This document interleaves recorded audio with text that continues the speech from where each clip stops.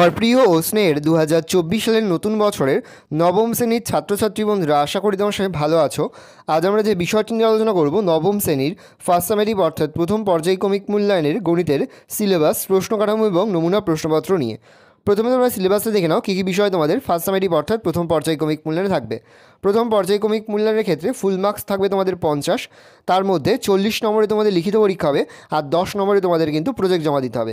40 নম্বরে যে লিখিত পরীক্ষা হবে তার সিলেবাসে দেখে নাও কী কী বিষয় থাকবে। তোমাদের থাকবে বাস্তব সংখ্যা সূচকের নিয়মাবলী, লেখচিত্র, স্থানাঙ্ক জ্যামিতি, দূরত্ব নির্ণয়, রৈখিক সহসমীকরণ, দুই চল বিশিষ্ট সামান্তরিকের ধর্ম, বহুপদী সংখ্যামালা, উৎপাদকের বিশ্লেষণ। তাহলে কী কী থাকবে?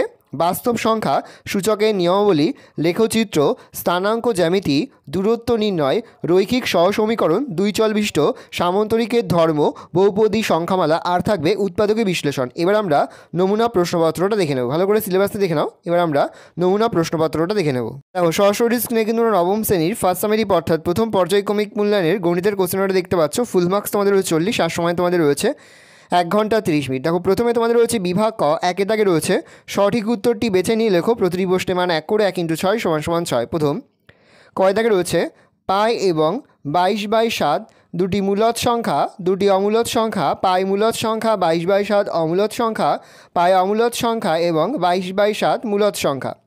পরে হচ্ছে 4x = 8 কিউব হলে x এর মান 3/2, 9/2, 3, 9। পরে হচ্ছে 2x + 3 = 0 সমীকরণের লেখচিত্রটি x অক্ষের সমান্তরাল, y অক্ষের সমান্তরাল, কোনো অক্ষের সমান্তরাল নয়, মূল বিন্দুগামী। পরে প্রশ্ন, ABCD সামান্তরিকের কোণ BAD = 75 ডিগ্রি এবং কোণ CBD = 60 ডিগ্রি হলে কোণ BDAC এর পরিমাপ 60 ডিগ্রি, 75 ডিগ্রি, 45 ডিগ্রি না 50 ডিগ্রি।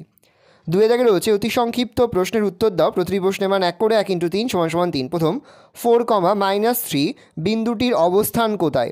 পরে হচ্ছে 1/7 এবং 2/7 মধ্যে একটি অমূলদ সংখ্যা লিখি। পরে হচ্ছে √3 বহুপদী সংখ্যামালার মাত্রা কত?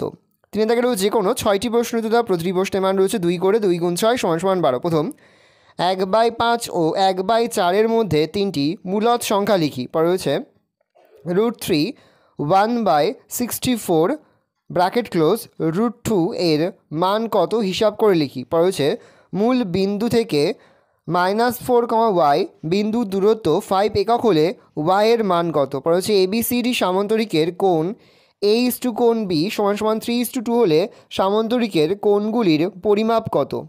পরে হচ্ছে PX = 2x - 3 বহুপদী সংখ্যামালার শূন্য কত লিখি।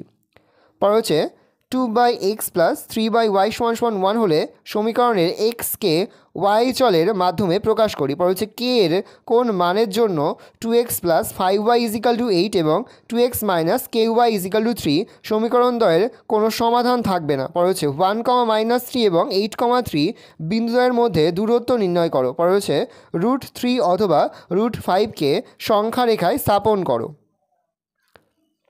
পরে তোমাদের রয়েছে 5 দাগে যে কোনো 3টি প্রশ্ন উত্তর দাও প্রতিটি প্রশ্নের মান রয়েছে 3 করে 3 × 3 = 9। প্রথম মানের ঊর্ধ্বক্রম অনুসারে সাজাও 5^12, 10^1/4, 6^1/3। পরের প্রশ্ন x + z = 2y এবং b² = ac হলে দেখাও যে a⁴ - z, b⁴ z - x, c⁴x - y = 1। পরে হচ্ছে যে কোনো পদ্ধতিতে 2x + 3y = 5 এবং 5x - 2y = 3 হলে সমীকরণ দুটি সমাধান করো। পরে হচ্ছে x³ - 6x + 4 সংখ্যামালাকে উৎপাদকে বিশ্লেষণ করো। পরে সমাধান করি 2x + 1 + 2x + 2 = 48। 6 দাগে রয়েছে যে কোনো একটি প্রশ্নের উত্তর দাও প্রশ্নের মান 4। প্রথম লেখচিত্রের সাহায্যে সমীকরণগুলি সমাধান করো। 4x - y = 3, 2x + 3y = 5। পরের প্রশ্ন, x অক্ষের ওপর এমন একটি বিন্দু খুঁজি যা 3, 5 ও 1, 3 বিন্দুটি থেকে সমদূরবর্তী। 7 দাগে রয়েছে যে কোনো একটি প্রশ্নের উত্তর দাও প্রশ্নের মান রয়েছে 5। প্রথম প্রমাণ করো যে সামান্তরিকের কর্ণদ্বয় পরস্পরকে সমদ্বিখণ্ডিত করে। পরে হচ্ছে প্রমাণ করো যে যে কোনো চতুর্ভুজের একজোড়া বিপরীত বাহু সমান ও সমান্তরাল হলে চতুর্ভুজটি সামান্তরিক হবে। দুটি উপপাদ্যই কিন্তু এবছরের পরীক্ষার জন্য খুবই গুরুত্বপূর্ণ।